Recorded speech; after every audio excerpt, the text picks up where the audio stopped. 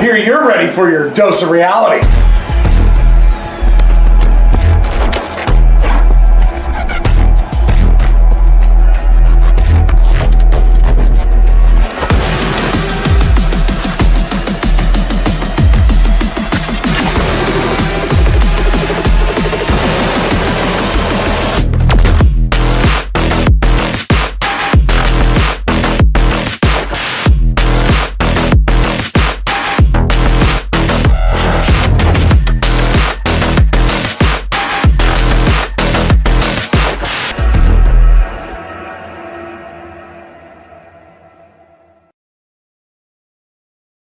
Hello, everyone. Welcome to the Dr. Quack podcast.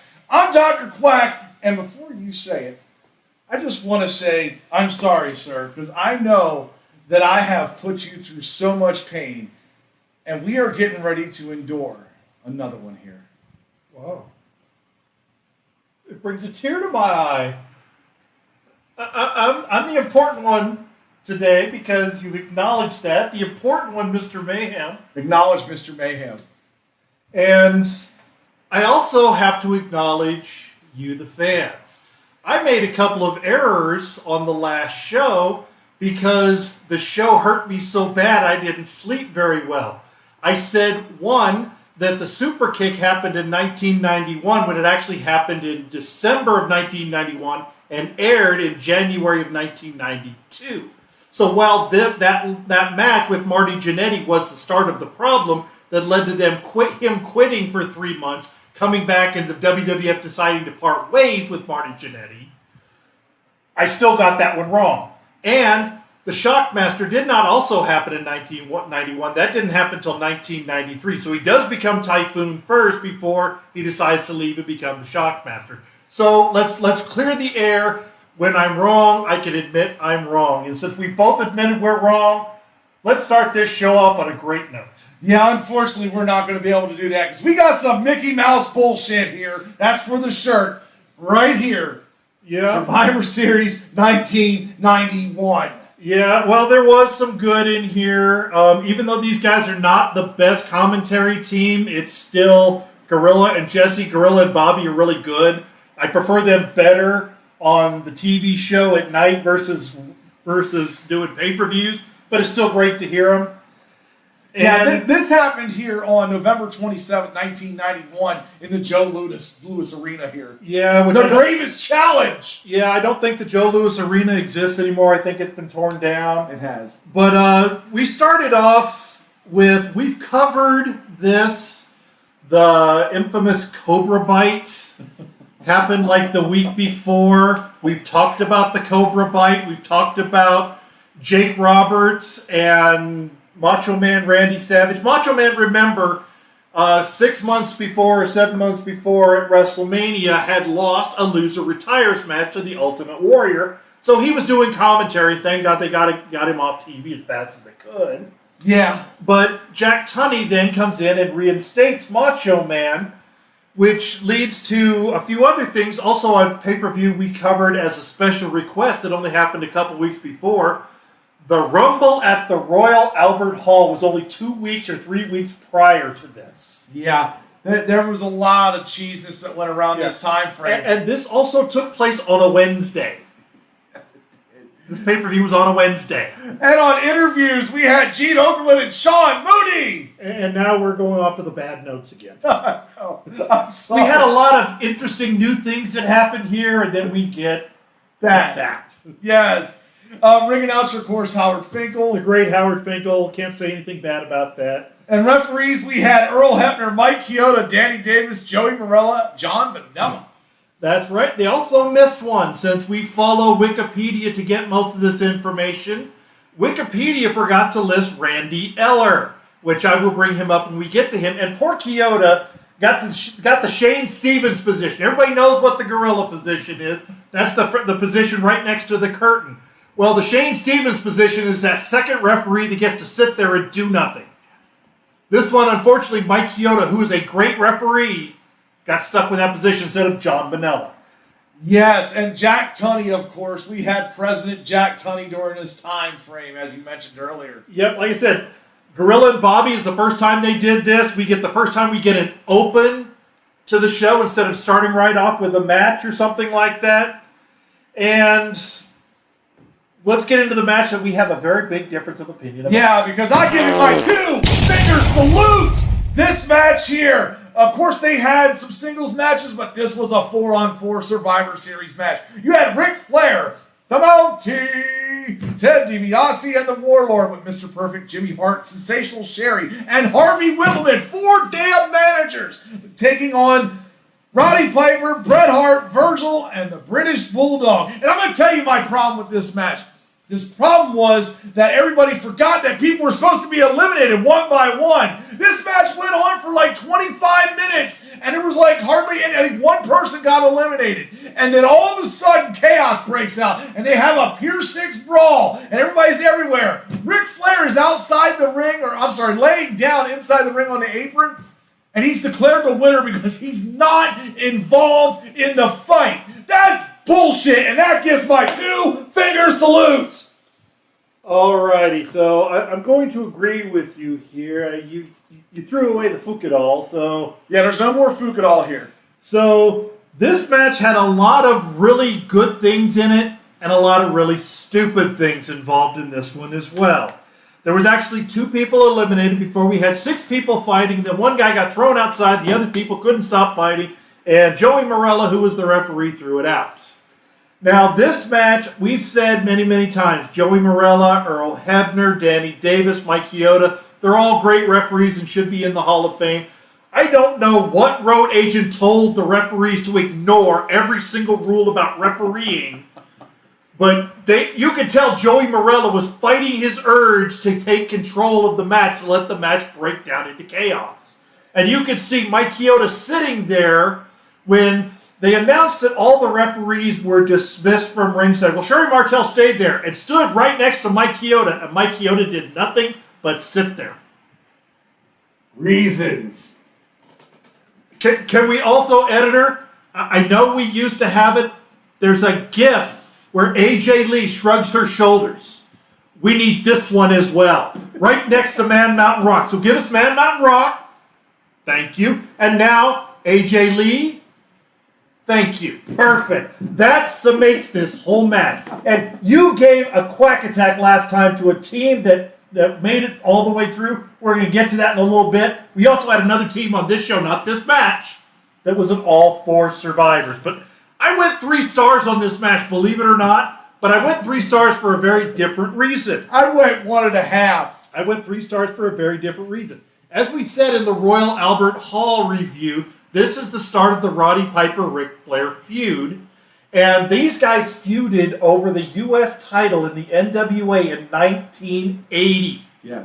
And it was a great feud. This one was decent for the short period of time, considering it's 11 years later. You got to see some Bret Hart, Ted DiBiase. You got to see Bret Hart, Ric Flair. You got to see Ric Flair and Curt Hennig together. Got to see Roddy Piper out there. Got to see the Bulldog, who was eliminated first. Got to see the Warlord eliminated second. Then the Pier 6 brawl that nobody paid attention about. And all of a sudden, we even get to see the blurred out title, which they didn't blur it out. It was black, so it made Ric Flair look like his gut was missing.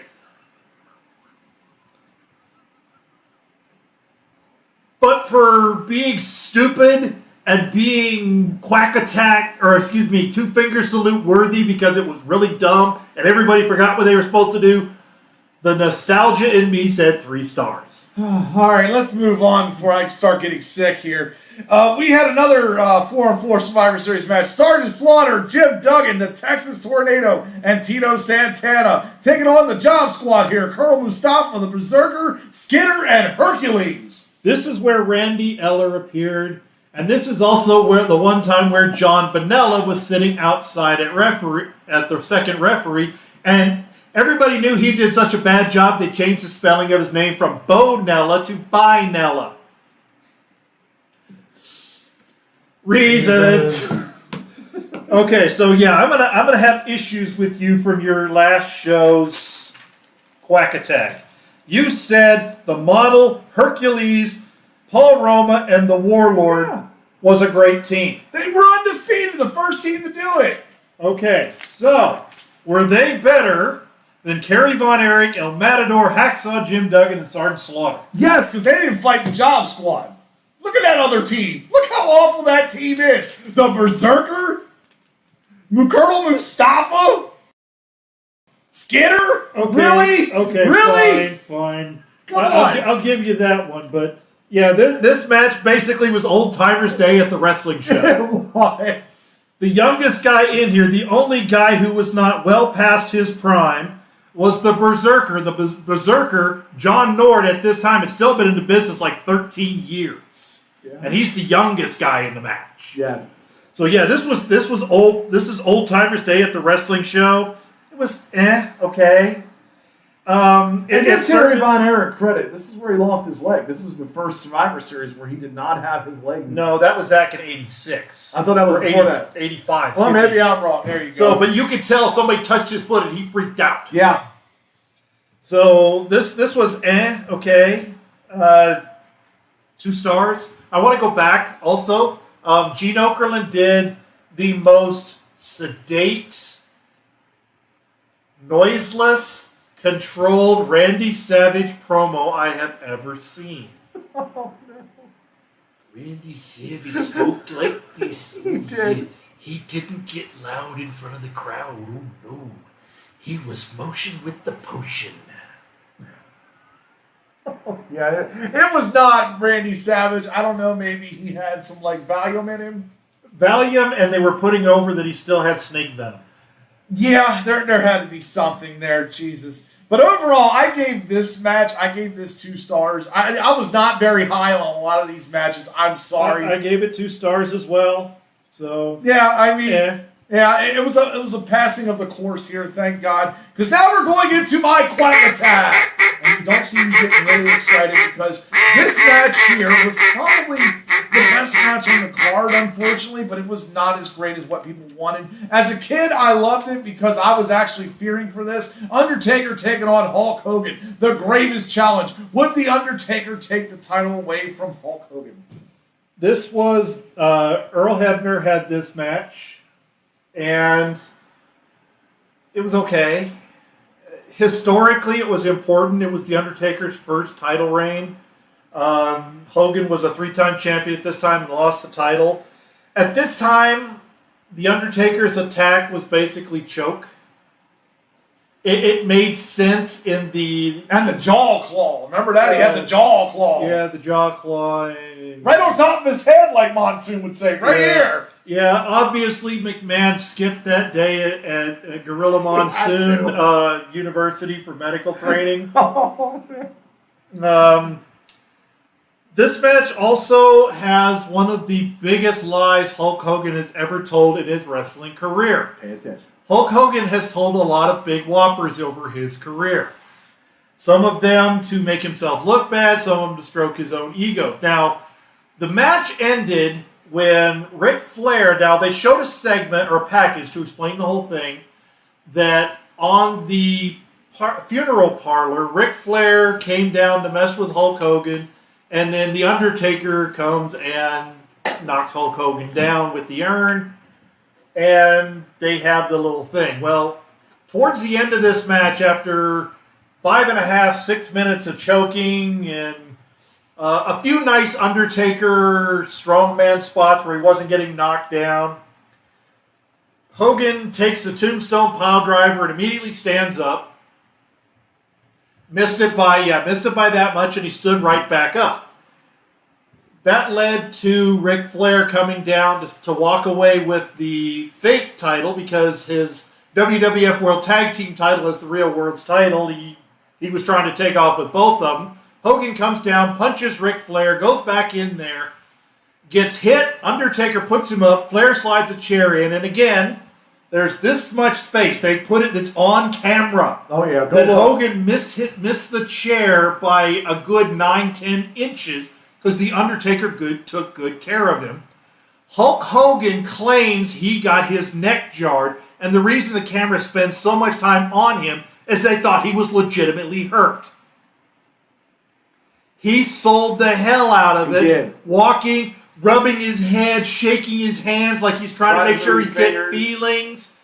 and he staggers his way around the ring and then proceeds to go in the back, and this is well documented, that he reported it to Bruce Pritchard and to Vince McMahon that The Undertaker was unsafe.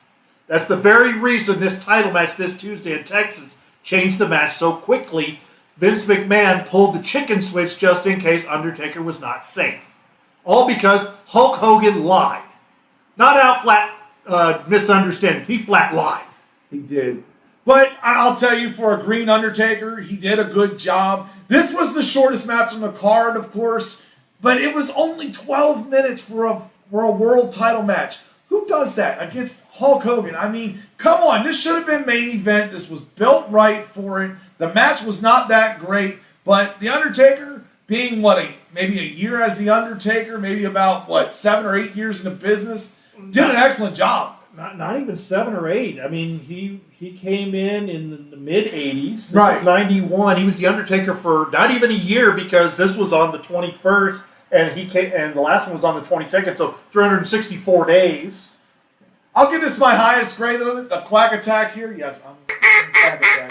God, I'm going 2 3/4 stars. I went 2 1/4. I wanted to go 2 stars, but the historical significance of this match rates at 1/4. Yeah, that's why I give it a little higher. But now we're going to move on here to another 4-on-4. The Nasty Boys, Brian Knobbs, Jerry Sags, tagging with the Beverly Brothers. Bowen Blake with Jimmy Hart and the Genius, taking on the Rockers, Shawn Michaels, Marty Jannetty, and the Bushwhackers.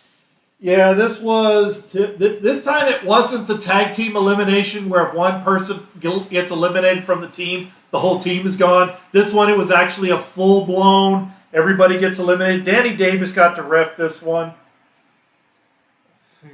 Poor Danny Davis. Poor Danny Davis. I mean, I swear to God, it was like, I think somebody took off. I'm going to say maybe Patterson took off, McMahon took off, and they just said, here, guys, do whatever you want. We don't care. This is Detroit. Yeah, it looked like it. Well, no, Patterson was there because Patterson was out there with the Hulk Hogan lie. Yeah, he was. That's right. Maybe he was drinking on the job. I don't know. You don't know. All we know is whoever was in charge of booking this thing, the crowd lost interest once the Bushwhackers were gone. Yes. Luke and Butch came out there. Luke was eliminated first, then Butch got eliminated second. Butch was all over the place. He got the crowd involved. Everybody was excited. Everybody was into it. And then third, we got Wayne Bloom, a.k.a. Bo Beverly. They were much better as Destruction They Crew. definitely were. God. And then we have now, Gorilla missed it. I don't know how he missed it, but he missed it. We had Shawn Michaels and Marty Jannetty in the ring, and Marty Jannetty spins around and clips Shawn Michaels in the face with Blake Beverly's legs, and That was horribly done. Horrible. yeah, and then he gets pinned by Brian Knobbs and gets eliminated, but for the whole rest of the show, Gorilla Monsoon thought he just left. But this was the big cue that really was showing. They were already talking about it. In fact, Bobby even talked about the old WWF magazine that they were talking about the breakup. Well, this was kind of the apex of that. Because there was not another pay-per-view prior to the Super Kick. No.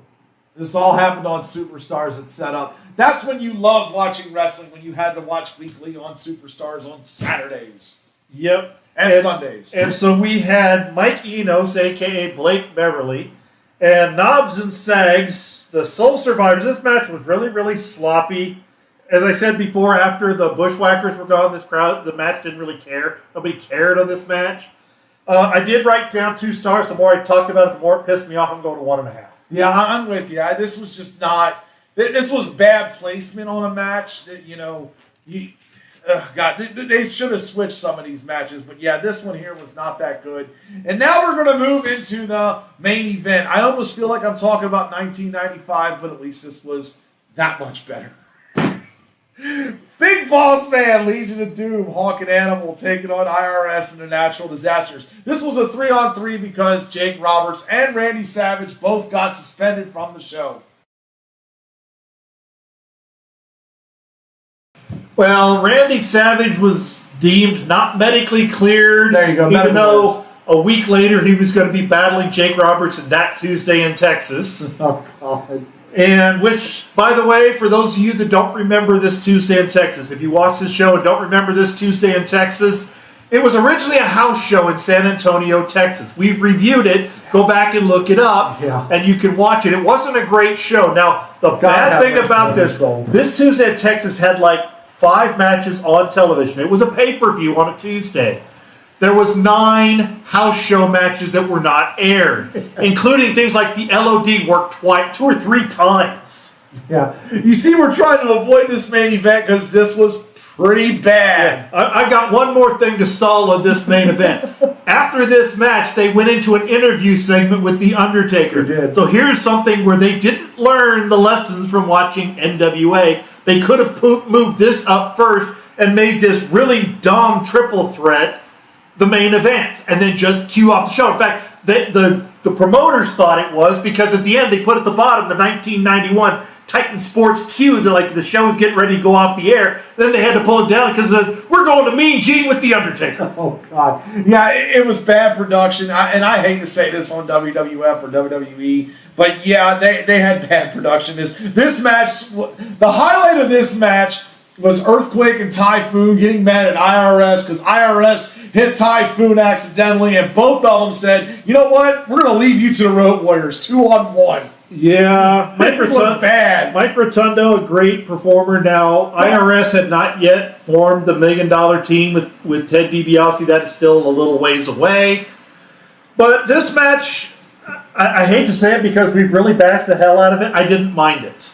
It wasn't great, but I didn't mind it because it wasn't terribly long. Joey Morello was the referee, and there was actually some decent storytelling in there that was done between the Natural Disasters and the Road Warriors to set up their eventual tag team title matches that were coming up.